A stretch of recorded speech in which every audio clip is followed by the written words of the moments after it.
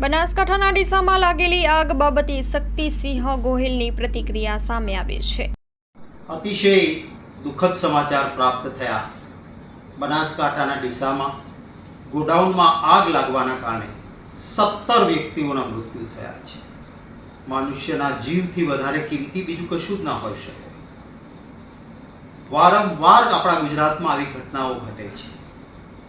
સુરતની તક્ષશિલા કાંડથી પાઠ ન ભણ્યા, કોઈ શિક્ષા ન લીધી, ભવિષ્યમાં ન બને એની ચિંતા ન કરી।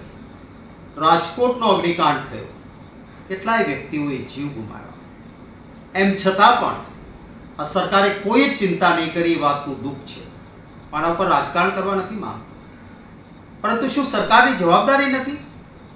એક પણ ગુજરાતીને તકલીફ ના પડે, એનો જીવ ન જાય, એના માટે ચિંતા તો રાખવી જોઈએ ને।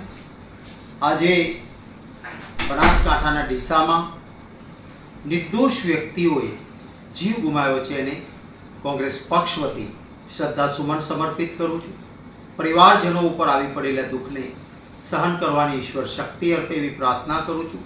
આમાં કામ કરનારા લોકો બધા નાના નાના માણસો હોય છે, મજૂરી કરનાર લોકો હોય છે। કોઈ પણ રૂપિયા વળતર એ જીવની કિંમત ચૂકવી જ ન શકે, પરંતુ આટલી મોટો આગ ફાટ્યું હોય ત્યારે એમને આર્થિક મદદ પણ સરકાર ઉદાર હાથે કરે એવી આશા રાખું છું। અને એટલીસ્ટ હવે સરકાર ભવિષ્યમાં આવું ન બને એના માટેની ચિંતા કરે એવી અપેક્ષા